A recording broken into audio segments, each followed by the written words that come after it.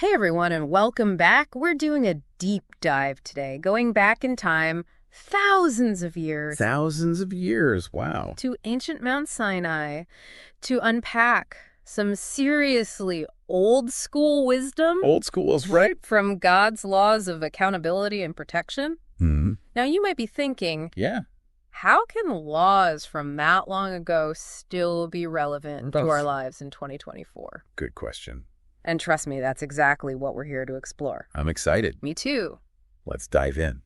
These laws, they weren't delivered in some mundane way or anything. Oh, no. No, not at all. Picture this.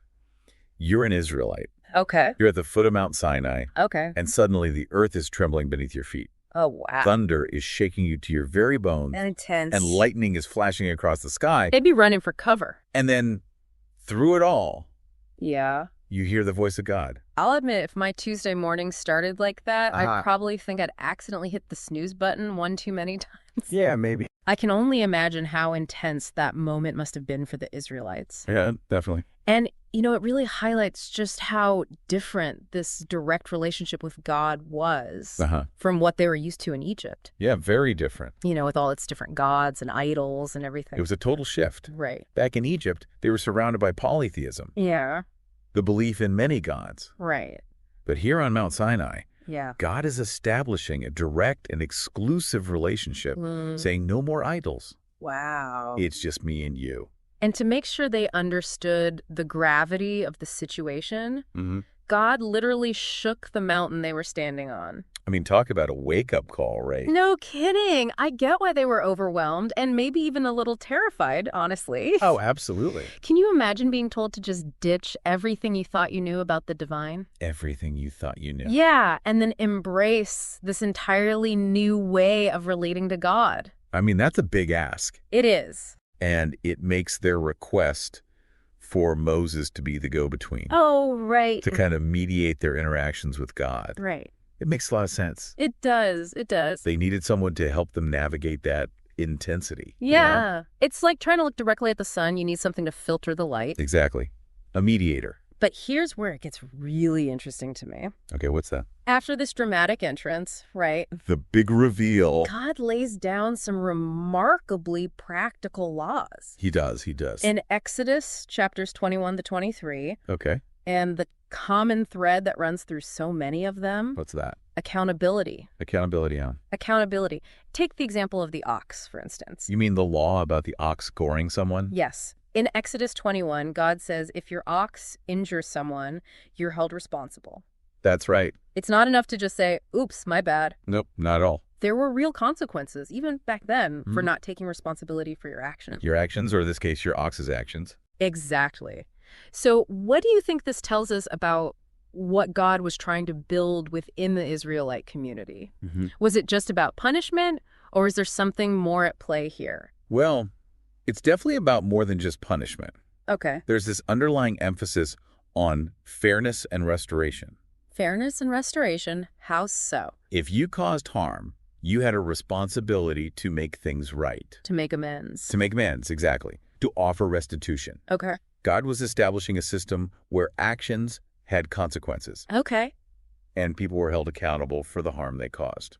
It really makes you think, doesn't it? It does. Especially when we consider how easy it is to shirk responsibility in our world today. Oh, tell me about it. We often see individuals or even institutions It happens all the time. trying their best to sidestep the consequences of their actions. Yeah. It's almost like a rules for thee but not for me mentality, wouldn't you say? Absolutely. But here, thousands of years ago, God is setting a different standard. That's right. One based on accountability, Yes. on making things right, on taking responsibility for the impact of our actions. The effect of our action. No matter how big or small those actions may be. Big or small. And it's not just about physical actions either. Oh. Exodus 23 takes this idea of accountability a step further and addresses how we treat each other with our words. With our words. God specifically says, do not spread false reports. Okay. And do not follow the crowd in doing wrong. Interesting. It's incredible how relevant these commands feel. They really are. Even today. Especially today. In our age of instant information and social media, wouldn't you agree? It's uncanny, isn't it? It's like that old saying. What's that? A lie can travel halfway around the world while the truth is putting on its shoes. Oh, yeah, I've heard that one. But here we have this ancient wisdom reminding us to not just blindly accept everything we hear, Right. but to seek truth, Yeah. even when it's inconvenient It's not always easy. or unpopular. No, not at all. So how can we as modern-day deep divers apply that wisdom? How do we navigate this ocean of information Yeah. without drowning in misinformation? That's the million-dollar question. Right. It's about cultivating what I like to call informed skepticism. Oh, okay. We need to engage with information actively, Okay. not passively. I like that. What's that? Informed skepticism. Oh, yeah. It sounds way more sophisticated than just being skeptical about everything. It has a nice ring to it. It does. So how do we put that into practice? Yeah, how do we do that? What are some concrete steps that we can take? First and foremost, slow down. Slow down. Yeah. Okay. We live in a world of instant gratification We do. where everything is available at our fingertips. That's true. But before you hit that share button, Uh-huh. take a moment to pause. Pause. Ask yourself, Okay.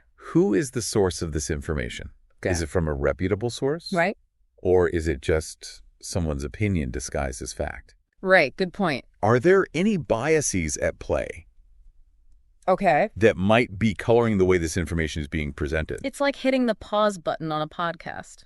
Oh, yeah. Not this one, of course. You guys are hanging on every word. Okay. But hitting the pause button before sharing it with a friend. Yeah, You want to make sure that it's actually worth their time. Exactly. And that the information, holds up under scrutiny. Precisely. Yeah. And remember, Yeah. it's okay to ask questions, Okay. to seek out different perspectives. Yeah. In fact, it's essential. Essential. Don't be afraid to challenge the status quo, Okay. to dig a little deeper, Yeah. to consider viewpoints that might differ from your own. It strikes me that this ancient command What's that? to not follow the crowd in doing wrong Right. is more relevant than ever in today's world, It really is. where it's so easy to get swept up in the latest trends. Definitely. And like groupthink. It takes courage to stand up for what you believe is right, A lot of courage. especially when everyone else seems to be going in a different direction. Yeah, you don't want to be the odd one out. But according to these laws, that courage seems to be at the heart Mm-hmm. of what it means to live in alignment with God's will. And speaking of living in alignment with God's will, Yes. let's not forget that incredible promise God makes in Exodus 23. Right. After laying down all these laws, Okay. he offers a message of hope Yes. and reassurance. Okay. He promises blessings and protection He does. for those who choose to follow his ways. Right. He says, Okay. I will take away sickness from among you, Okay. and I will send an angel before you to guard you on the way and to bring you to the place that I have prepared. Wow. That's powerful. Now, you don't have to be a biblical scholar to recognize the power of that image. I agree. This idea of having a divine guardian angel watching over you, Yeah. guiding your steps.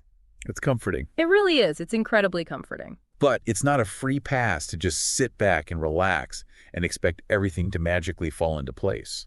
So it's not just a get out of jail free card. Not at all. Okay. This promise, Yeah. it's intricately connected to the idea Okay. of actively choosing to align ourselves with God's will, Okay. to live according to the principles that he lays out. So it's not about blind faith, No. but about active faith, Exactly. about making a conscious effort Yes. to live in a way that reflects the values and principles outlined in these laws. Precisely. Okay, so it's about striving to be better, Yes.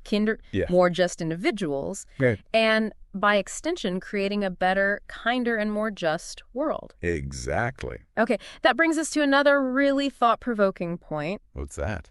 God specifically warns the Israelites about making covenants, Covenants. with those who might lead them astray. Okay. He even tells them to tear down their altars Oh, wow. and smash their sacred pillars. It's almost as if he's saying, Like what?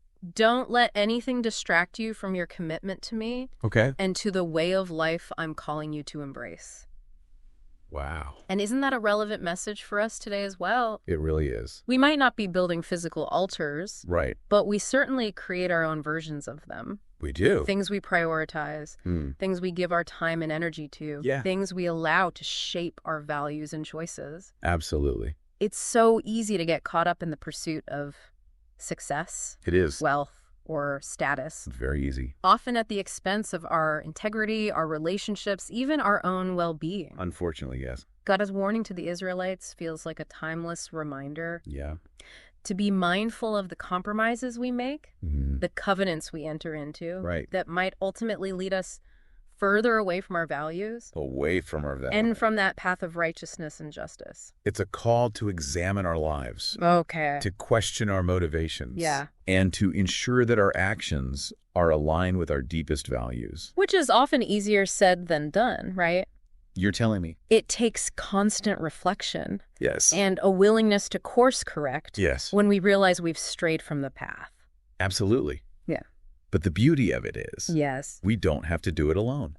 You're going back to that image of the protective angel, aren't you? Maybe. It's like having a divine co-pilot Yeah. guiding us along the way, Mm-hmm. reminding us of what truly matters. Precisely. Yeah. It's a reminder that even amidst the challenges, It challenges. the uncertainties, Okay. and the inevitable missteps, Right. we have access to divine guidance Okay. and protection Okay. as we strive to align our lives with God's will.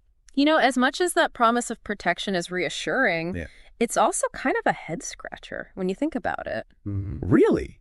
How so? Well, the Israelites had this incredible promise from God, Right. yet their history is still full of challenges, It is. conflicts, Yeah. and times when they strayed from his path. Oh, yeah. Definitely. It makes you wonder. It does. What's the takeaway here? That's a great question. If they still faced hardship, right? Yeah. Despite having divine backup, Mm-hmm. what does that mean for us?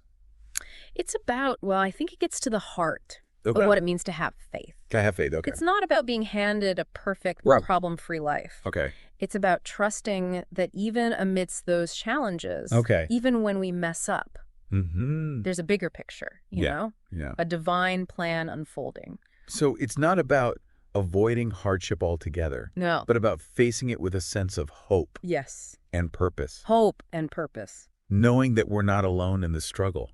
That's it. Yeah, that's it. That makes me think about the Israelites wandering in the desert for 40 years. A long time. I mean, talk about a test of faith. Oh, yeah. But even in their doubt, Mm. their frustration, Yeah. even when they felt lost and uncertain. Yeah. Lost and uncertain. Yeah, God was still with them. absolutely. And that's kind of beautiful when you think about it. It is. That even when they weren't perfect, Mm-hmm. he was still there. That's the beauty of this relationship. It is. It's not dependent on our perfection, Right. but on our willingness to keep striving, Keep striving. to keep seeking, Okay. to keep coming back to those core principles, Yeah. even when we stumble. So to bring it all back to our lives today, Okay. it's less about will this law magically solve all my problems? Right. And more about like, how can these ancient principles guide me Guide you, yeah. toward a more fulfilling, meaningful, Mhm. and ultimately more just and compassionate way of being in the world, you know? You nailed it. It's like we've been saying throughout this whole deep dive. What's that? It's not just about following rules. Wow. It's about cultivating a way of life. It really is. It's about moving from a transactional relationship with God. If I follow these rules, I get these rewards. Yeah. To a transformational one. Right. Where the very act of striving to embody these principles changes us from the inside out. And in doing so, Yeah. we become part of something bigger than ourselves. Wow. Okay. We become agents of change, Okay. contributing to the creation of a world Yeah. that reflects the values of justice, compassion, and love that these laws point to. So for all of you deep divers out there, Yes, deep lovers. we're going to leave you with this final thought. Okay, If you could choose just one of these ancient principles, just one. Okay. accountability, fairness, truth-seeking, compassion, Mm-hmm. and commit to living it out more fully in your own life, In your own life, yeah. what kind of ripple effect do you think it could have? What kind of ripple effect? Yeah. What kind of world could we create if each of us took that challenge to heart? That's something to think about. It is. It is. Thanks for having me. This has been great. It really has. Thanks for joining us on this epic journey. Of course, my pleasure. Through God's laws of accountability and protection. An important topic. We hope you found it as thought-provoking as we have. Me too. Until next time. Until next time. Keep seeking. Keep exploring. Yes. And keep diving deep. Dive